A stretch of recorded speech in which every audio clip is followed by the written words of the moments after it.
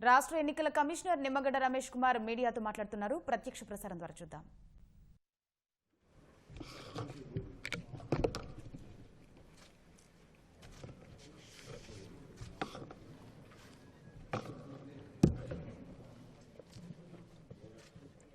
ఇంకొక 3 రోజుల్లో 72వ గణతంత్ర దినోత్సవం దేశం యావత్తు జరుపుకుంటున్న సందర్భంలో అందరికీ కమిషన్ మరియు నా తరఫున శుభాభినందనలు తెలియజేసుకుంటున్నాను.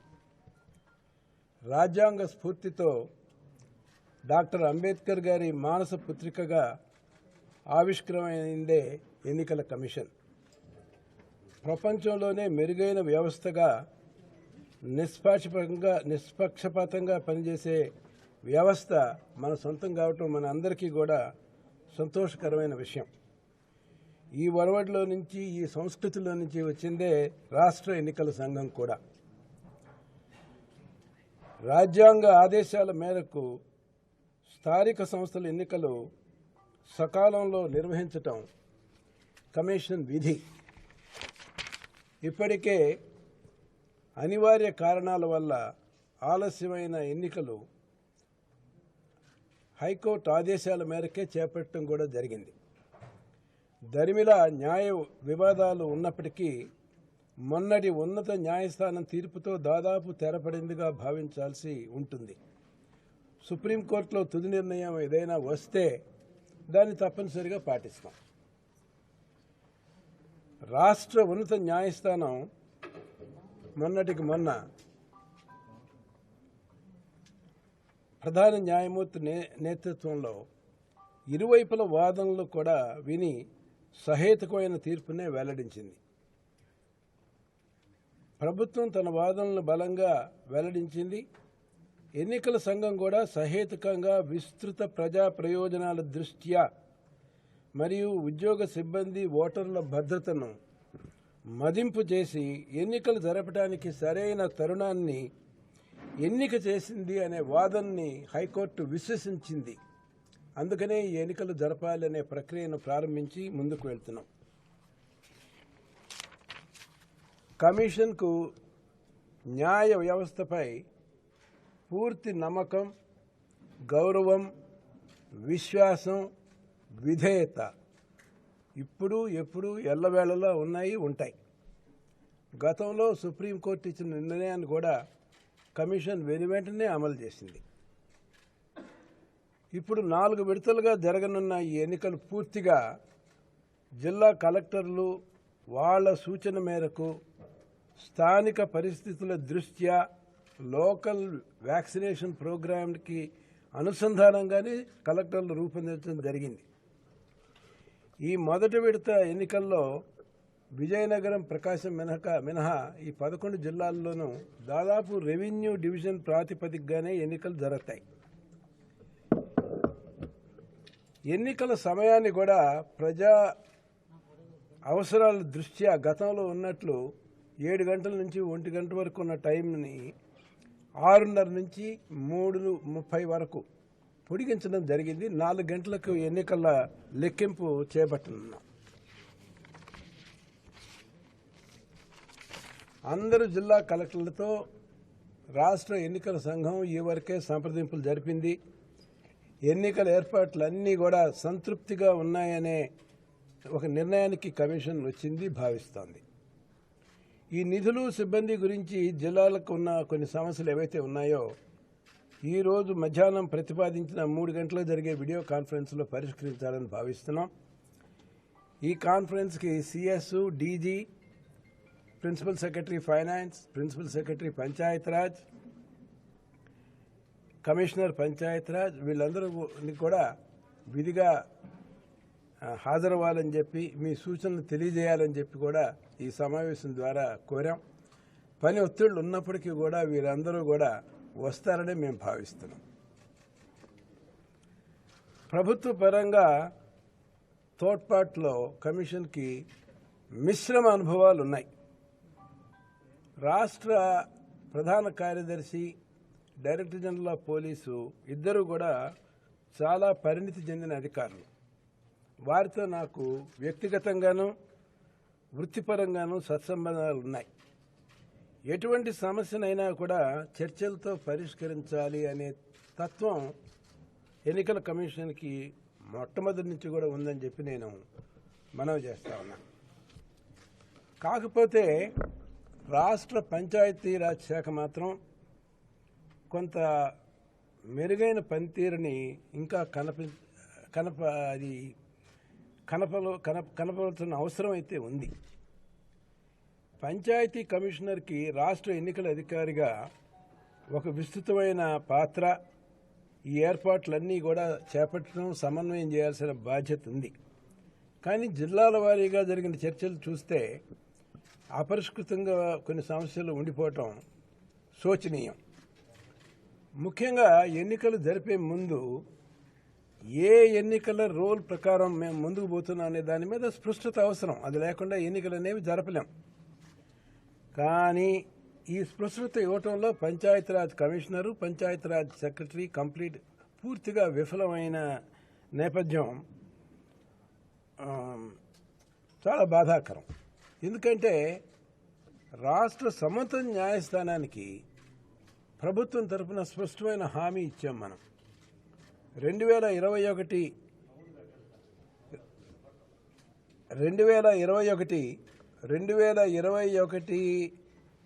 ఎన్నికల రోల్ ఆధారంగానే ఈ ఎన్నికలు జరుపుతామని చెప్పి మనం చెప్పినప్పటికీ మనం ఇది పూర్తి చేయలేకపోయాం. అంచేత విధులేని పరిస్థితుల్లో కమిషన్ 219 ఎన్నికల రోల్ ఏదైతే ఉంటుందో ఆ ప్రాతిపదిక మీదనే ఎన్నికలు ఈరోజు జరుపుతున్నాం. దీనికి సంబంధించి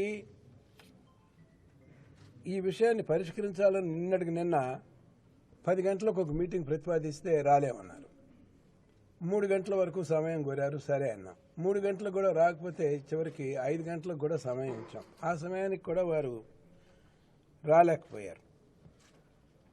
ఏదేమైనా 2019 ఎలక్టరల్ రోల్ని విధిలేని పరిస్థితుల్లో మాత్రమే కమిషన్ ఆమోదించడం జరిగింది.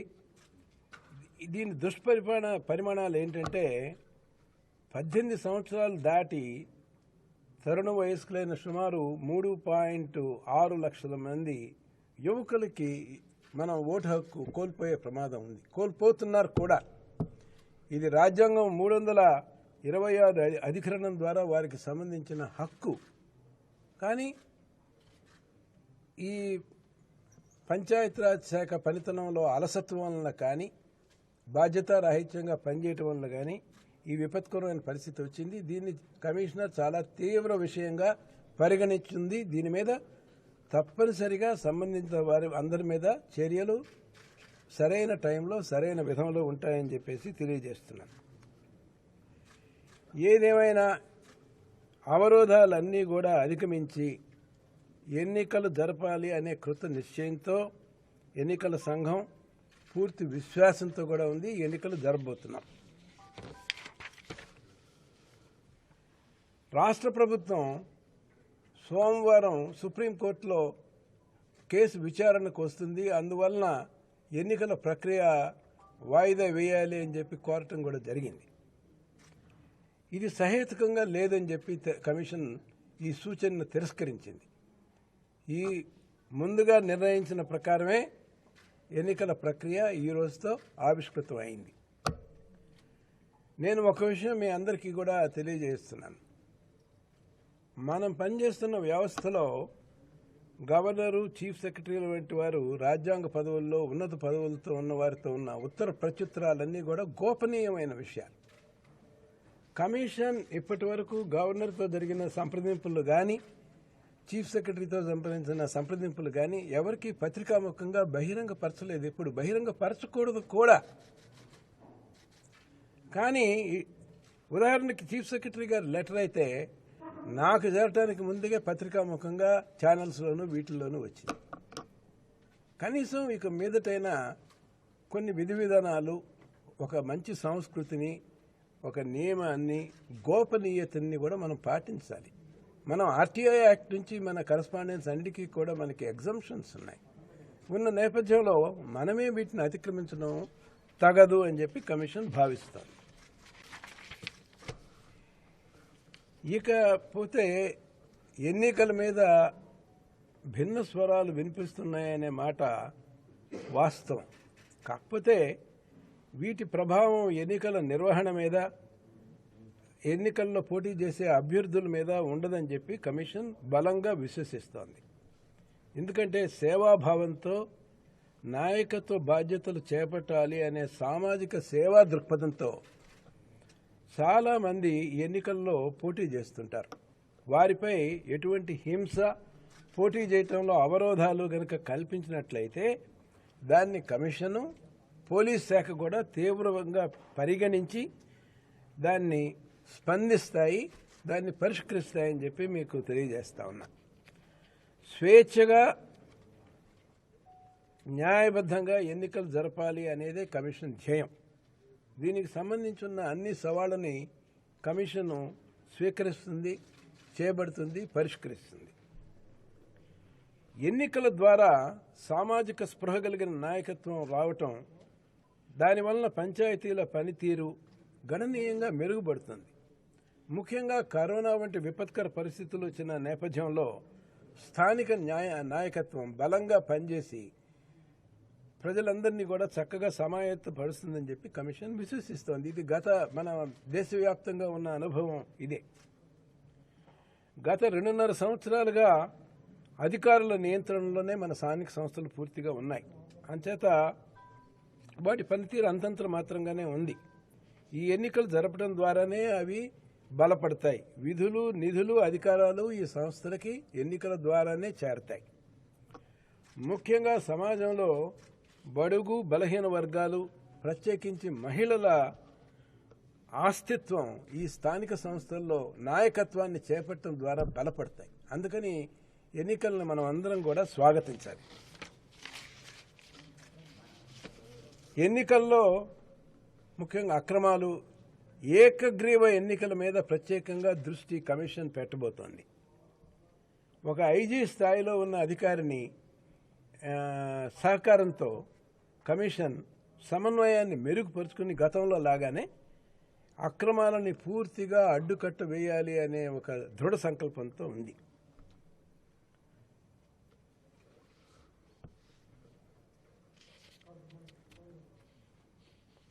ఇకపోతే ఎన్నికల సంఘానికి కూడా జిల్లా కలెక్టర్లకు ఉన్నట్టే మాకు కొన్ని సమస్యలు ఉన్నాయి.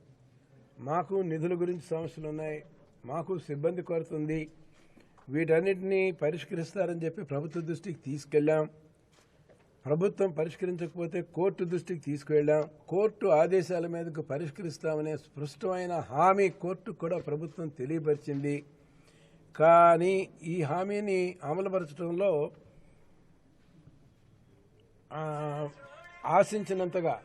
ఆశించినంతగా ఫలితాలు మాత్రం లేవు. ఈ విషయాలని నేను స్వయంగా గవర్నర్ గారికి 2-3 విడతలుగా ఈ మధ్యకాలంలో గవర్నర్ గారిని కలిసినప్పుడు ఇవన్నీ కూడా నేను గవర్నర్ గారి దృష్టికి స్వయంగా కూడా తీసుకువెళ్ళి ప్రభుత్వానికి బలమైన సూచన ఇవ్వాల్సిన బాధ్యత కూడా గవర్నర్ గారికి ఉందని చెప్పి వారికి నివేదన చేశాను. రాజ్యాంగంలో 243 అధికరణ ప్రకారం కమిషన్ కోరినప్పుడు ఎన్నికలు నిర్వహించడానికి కావలసిన నిధులు, సిబ్బందిని ఇవ్వాలి అని చెప్పి గవర్నరు రాష్ట్ర ప్రభుత్వానికి స్పష్టమైన ఆదేశం ఇవ్వాలి అని కాన్స్టిట్యూషన్లో ఉంది. ఆ రకంగా తమ సూచనలు ఇవ్వమని చెప్పి గవర్నర్ కోరటం జరిగింది. కమిషన్లో చూస్తే మాకున్న సిబ్బంది కొద్దిపాటి వారే, కానీ ఎంతో మెరుగైన పనితీరుతో పనిచేయటం వల్ల ఈరోజు ఈ స్థాయికి ఎన్నికల నోటిఫికేషన్ ఇచ్చే స్థాయికి వచ్చాం. మాకు సెక్రటరీ లేరు, జాయింట్ సెక్రటరీ లేరు, జాయింట్ డైరెక్టర్ లేరు, న్యాయ సలహాదారు లేరు. ఉన్నవాళ్ళు కొద్దిమంది అంకిత భావంతో పనిచేసినందువల్లనే ఈ ఫలితాలు సాధించాం. సిబ్బంది కొరత ఇవేవన్నీ ఉన్నప్పటికీ కూడా పనితీరులో మాత్రం అలసత్వం మాత్రం కమిషన్ తరఫున ఉండదు. ఇవి అవరోధాలు వచ్చినప్పటికీ వీటన్నిటిని కూడా అధిగమించి ఎన్నికలు మాత్రం నిర్వహించి తీరుతాం. ఈ ఎన్నికలు నిర్వహించడం తప్పనిసరిగా కమిషన్కి ఒక పెను సవాలే. అయినప్పటికీ ఇవి ఏవి కూడా మా పనితీరుని ఏ రకంగానూ ప్రభావితం చేయలేవు. ఇకపోతే కొన్ని ఉద్యోగ సంఘాలు కొన్ని భిన్నాభిప్రాయాలను వ్యక్తం చేస్తున్నాయి. ఈ విషయంగా నేను వారికి తెలియజేసేది ఏంటంటే, దేశవ్యాప్తంగా స్థానిక సంస్థల ఎన్నికలు జరిగాయి, అసెంబ్లీ ఎన్నికలు జరిగాయి, 5 అసెంబ్లీలకు ఎన్నికలు జరగనున్నాయి. దేశమంతటా ఎన్నికలు జరుగుతుంటే ఆంధ్రప్రదేశ్లో మాత్రం ఎన్నికలు వద్దు అని చెప్పి కొంతమంది కోరుకోవటం ఇది సరికాదు. ప్రజాస్వామ్య వ్యవస్థలే ప్రజలే పాలకులు, మనం ప్రజలకు సేవకులం. మనం ప్రజా సేవకులం, మనం నిబద్ధతతో ప్రజాహితం కోసం, ప్రజా సంక్షేమం కోసం పనిచేయాలి అనే వాదనని మీరు గనక విస్మరిస్తే దుష్ఫలితాలు ఉంటాయి. ఇది గమనించాలి మనం అందరం కూడా.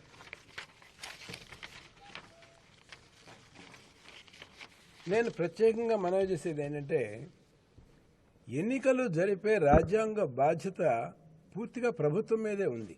ఎన్నికల కమిషన్కు ఉండేది వేళ్ల మీద లెక్కబెట్టే సిబ్బంది. ఈ కార్యక్రమాన్ని అంతా నిర్వహించేది రాష్ట్ర ప్రభుత్వ ఆధ్వర్యంలో, రాష్ట్ర ప్రభుత్వ ఆదేశాల మేరకు జిల్లా కలెక్టర్లు నిర్వహించాలి ఉద్యోగుల ద్వారా. రేపు ఈ ఎన్నికల ప్రక్రియ ఎటువంటి అవరోధాలు కానీ, ఎటువంటి ఆటంకాలు కానీ ఎదుర్కొంటే దీని బాధ్యత పూర్తిగా ప్రభుత్వ యంత్రాంగందే. ఈ విషయాన్ని నేను గవర్నర్కి నివేదించక తప్పదు.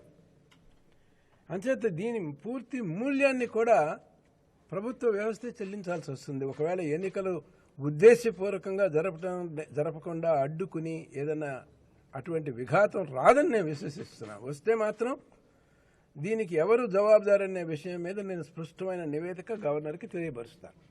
పైగా సోమవారం సుప్రీంకోర్టులో కేసు వస్తున్న నేపథ్యంలో ఇటువంటి పరిస్థితులు రావు, సుప్రీంకోర్టుకి ఎన్నికల సంఘం నుంచి కూడా నివేదించాలి, ఇటువంటి నివేదన చేయాల్సిన అవసరం వస్తుంది అని చెప్పి నేను అనుకోవట్లేదు. అవసరం వస్తే సుప్రీంకోర్టుకి కూడా నివేదించాల్సి వస్తుంది, తప్పదు. ఉన్న పరిస్థితుల్ని నేనేమీ దాచలేను. ఈ పంచాయతీ ఎన్నికలు ఏవైతే జరుగుతున్నాయో 2021లో ఇవి చారిత్రాత్మకమైన పంచాయతీ ఎన్నికలుగా మనం అందరం కూడా భావించాలి. పలు కారణాల చేత ఇవరకే వీటన్నిటికీ ఒక ప్రత్యేకత, ఒక గుర్తింపు వచ్చాయి. ఎన్నికల గురించి క్షేత్రస్థాయిలో ఓటర్స్లో, ప్రజల్లో, సమాజంలో మంచి ఉత్సుకత ఉంది, ఆసక్తి ఉంది. ఎన్నికల్లో పాల్గొన్నారు అనే ఒక దృఢ దీక్షతో, దృక్పథంతో వాళ్ళంతా ఉన్నారు. దీన్ని మనం అందరం కూడా గౌరవించాలి. ఇటువంటి ప్రజల ఆకాంక్షలకి వ్యతిరేకంగా మనం గనక ప్రవర్తిస్తే అది నైతికంగా కూడా కరెక్ట్ కాదు, అది సమర్థనీయం కూడా కానే కాదు. స్థానిక సంస్థలు రాజ్యాంగ ఆకాంక్షల మేరకు ఏర్పడ్డ సంస్థలు, ప్రజల చేతికి అధికారం చెందాలి అనే భావంతో ఏర్పడిన సంస్థలు ఇవి. ఆదర్శమూర్తులైన మహాత్మా గాంధీ, అంబేద్కర్ వారి ఆశయాలకి అనుగుణంగానే ఈ సంస్థలు ఏర్పడ్డాయి, అనుగుణంగానే ఇవి పనిచేయాలి. ఈ జనవరి 25 2 రోజుల్లో నేషనల్ ఓటర్స్ డే జరగనుంది. 3 రోజుల్లో గణతంత్ర దినోత్సవం జరగనుంది. ఈ సమయంలో మనం అందరం కూడా రాజ్యాంగ స్ఫూర్తికి అనుగుణంగా వ్యవహరించాల్సిన బాధ్యత తరుణం. దీన్ని మనం గుర్తించి సంయమనంతో, విజ్ఞానంతో, వివేకంతో మనం వ్యవహరించాల్సిన అవసరం ఉంది. ఇటువంటి పరిపక్వత ఇది కనుక లోపిస్తే అది చాలా బాధాకరమైన విషయం. అయితే ఈ సమస్యలు నేను ఎప్పటికప్పుడు గవర్నర్ గారి దృష్టికి తీసుకెళ్ళటం ద్వారా, అవసరమైతే న్యాయ వ్యవస్థకి దృష్టికి తీసుకెళ్ళటం ద్వారా పరిష్కారాలు కనుక్కొని ఉన్న సవాళ్ళని అధిగమించి రాజ్యాంగ స్ఫూర్తిని అమలు చేయాలి అనే దృఢ నిశ్చయానికి పూర్తిగా కట్టుబడి ఉన్నాను. ఇది నా వ్యక్తిగత నిర్ణయం అయితే కానే కాదు. కేవలం నాకున్న రాజ్యాంగ బాధ్యతల్ని నేను నెరవేర్తించడానికి మాత్రమే అనుగుణంగానే వ్యవహరిస్తున్నాను. ఇంతకు ముందు కూడా అలాగే వ్యవహరించాను, ఇక ముందు కూడా అలాగే చేస్తాను. నేను ఇది అందుచేతే ఎన్నికలు నిరవధికంగా కానీ పాక్షికంగా కానీ వాయిదా వేయాలనే వాదనలో హేతుబద్ధత కనపడినందువల్లనే తిరస్కరించాను తప్పితే వేరే కారణాల వల్ల కానే కాదు. మాకు న్యాయ వ్యవస్థ ముఖ్యంగా మాన్య గవర్నర్ గారి దగ్గర నుంచి పూర్తి తోడ్పాటు లభిస్తుంది అనే భావంతో ఈ ఎన్నికల కార్యక్రమాన్ని విజయవంతం చేయాలని చెప్పేసి అనుకుంటున్నాం. జిల్లా కలెక్టర్లందరి దగ్గర నుంచి కూడా పూర్తి సహకారం ఉంది. రాష్ట్ర ప్రభుత్వ సహకారం కూడా ఉంటుంది. ఏదైనా సమస్యలు కనుక వస్తే తగు విధంగా తగిన వ్యవస్థల్ని ప్రభావితం చేయటం ద్వారా ఇవి పరిష్కరించుకోవడం జరుగుతుంది. మన నోటిఫికేషన్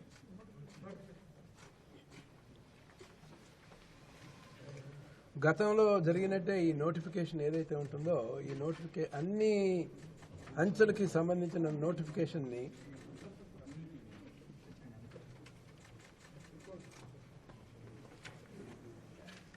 ఈరోజు ఆవిష్కరిస్తున్నాం. మీ అందరికీ కూడా కాపీలు అందజేస్తాం. మీ అందరికీ కూడా ఈ కాపీలు అందజేస్తాం. మీ అందరికీ కాపీలు కూడా అందజేస్తాం.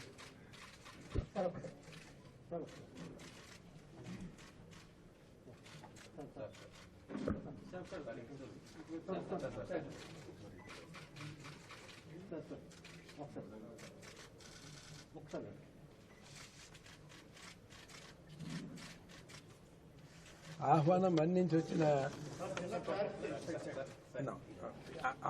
మన్నించి వచ్చిన అందరికీ కూడా నా కృతజ్ఞతలు తెలియజేస్తా ఉన్నాను. దయచేసి డిస్టర్బెన్స్ క్రియేట్